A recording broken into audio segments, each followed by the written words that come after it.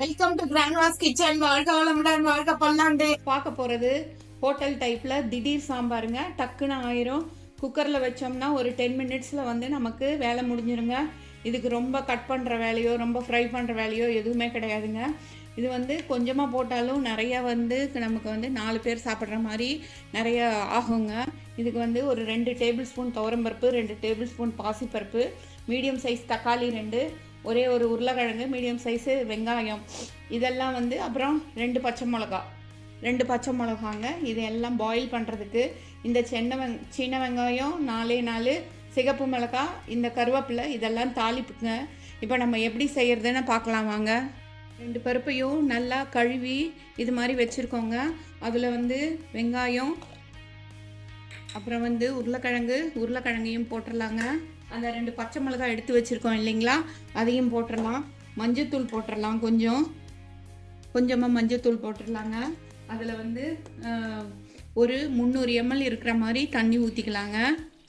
தண்ணி ஊற்றிக்கிட்டு அதுக்கப்புறம் அதில் கொஞ்சம் எண்ணெய் ஊற்றிடலாங்க. அதில் வந்து நம்ம கட் பண்ணி வச்சுருக்கிற தக்காளியை போட்டுடலாங்க.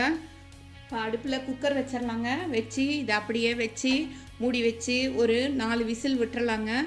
நம்ம குக்கரில் வச்ச ஐட்டங்கள் எல்லாமே சூப்பராக வெந்து வந்திருக்குங்க. இதை நல்லா இப்படி ஸ்மாஷரில் ஸ்மாஷ் பண்ணிடலாங்க. ஸ்மாஷ் பண்ணிட்டோம்னா நல்லா அப்படியே நல்லா கரைஞ்சி இருக்கும். இது கூட கரைஞ்சி இருக்குங்க. இப்படி இது மாதிரி ஸ்மாஷ் பண்ணிடலாம். இப்போ அடுப்பில் வாணலி வச்சுருக்கோங்க.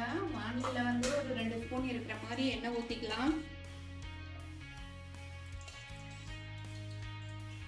தாளிப்புக்கு தகுந்த எண்ணெய் ஊற்றிக்கலாங்க. அதில் கடுகு, சீரகம், வெந்தயம், இதை எல்லாத்தையும் போட்டுடலாங்க. போட்டுட்டு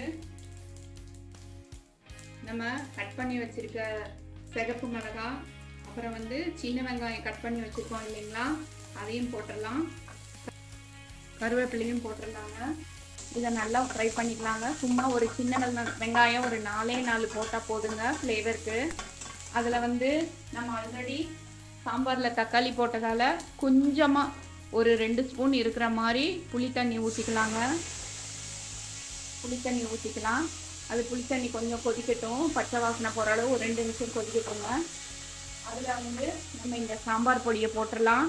நம்ம காரத்துக்கு வந்து பச்சை மிளகா, சிவப்பு மிளகா 2 போட்டிருக்கோம். அதனால் கொஞ்சமாக வந்து சாம்பார் பொடி போட்டால் போதுங்க. நம்ம சாம்பார் பொடியை போட்டுடலாம். இது எல்லாம் வந்து ஒரு 2 நிமிஷம் கொதிக்கட்டுங்க.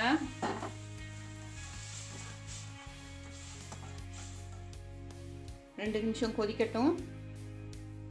நல்லா கொதிச்சு வருதுங்க. புளி தண்ணி நல்லா கொதிச்சு வருது. அதில் வந்து சின்ன பீஸு, ரொம்ப குட்டியாக சின்ன பீஸ் வந்து வெல்லம் போட்டுக்கலாங்க. அதில் வந்து ஒரு 1/4 ஸ்பூன் பெருங்காயத்தூள் போட்டுக்கலாங்க. ஃப்ளேவருக்கு உப்பு போட்டுக்கலாங்க. இப்போ நம்ம ஸ்மாஷ் பண்ணி வச்சிருக்கிற இந்த பருப்பு தண்ணியை ஊற்றிடலாங்க.